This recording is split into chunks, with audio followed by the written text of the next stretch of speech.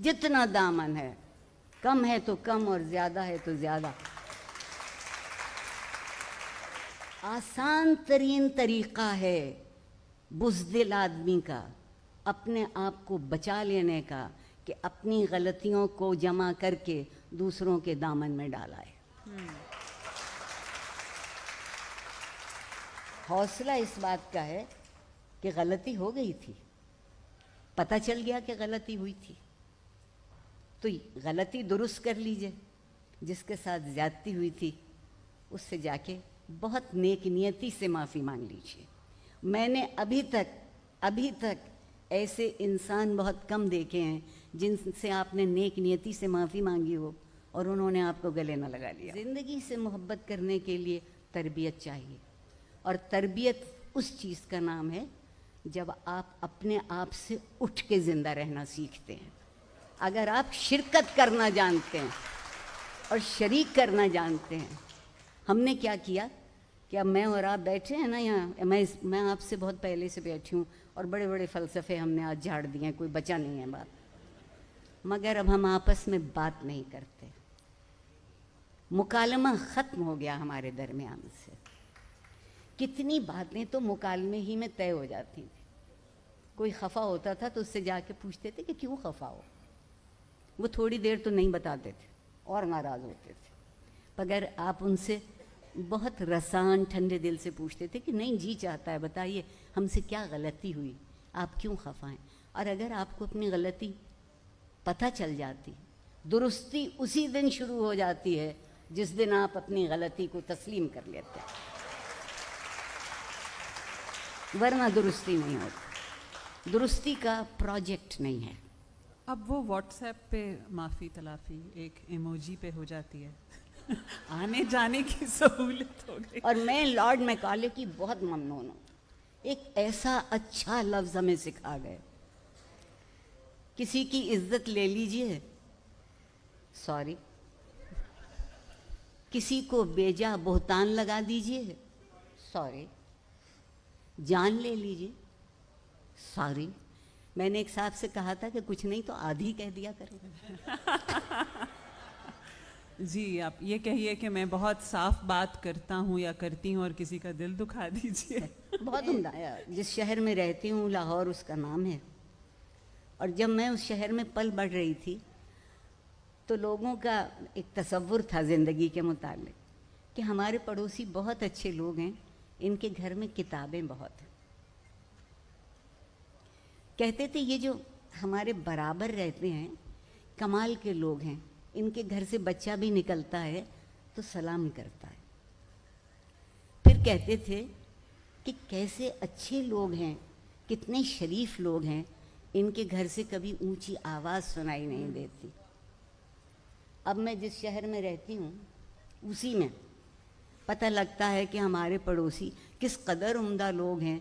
रात को 2:30-3 बजे तक हल्ला गुल्ला होता रहता है। ये बहुत पसंदीदा लफ्ज़ है हमारा। और किस कदर शरीफ लोग हैं, उनके मकान के सामने कम से कम 4 गाड़ियाँ खड़ी रहती हैं। क्या बात है। कभी शराफत, आपके हुस्न सुलूक और जिसे आपने फ़लसफ़ा कहा, उन बुनियादी कदरों पर यकीन का नाम था। अब शराफत गाड़ी के नए मॉडल का नाम है। और ये इंतखाब हमने खुद किया है। इसमें कोई सहूनी, कोई हिंदू, कोई यहूदी साजिश शामिल नहीं है, क्योंकि आम तौर पे हम जो कुछ करते हैं उसमें यही साजिशें शामिल होती हैं। आप सोचिए कि हम खुद को कहाँ ले आए। हम अनमोल लोग टकों टकों के दाम बिकने लगे। हम अनमोल लोग।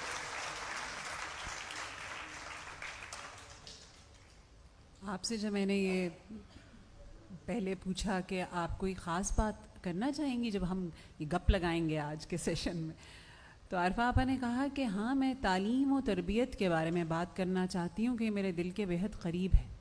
तालीम को सुनकर तो सवाए डिग्री के और वो जाली डिग्री के और तो कुछ भी जहन में नहीं आता। बहुत अच्छा किया, मुझे रुस्वा करने को यही सवाल काफ़ी है।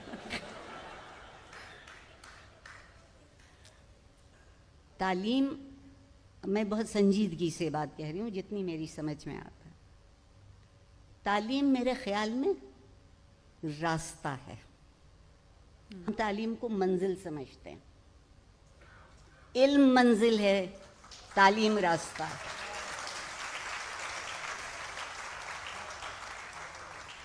और उस रास्ते को जो चीज़ रोशन करती है, आपको ठोकर लगने से बचा लेती है, आपको बने बनाए मेयार से इधर उधर होने से महफूज कर लेती है, वो चीज़ तरबियत है।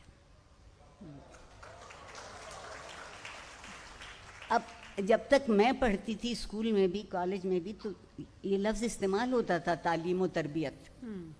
अल्हम्दुलिल्लाह हम चूँकि अब बहुत से मामलों में खुद मुख्तार हुए हैं, जैसे आबादी के मामले में खुद मुख्तार हो गए, फिर अब ताज़ा तरीन हम इंसाफ के मामले में खुद मुख्तार हुए।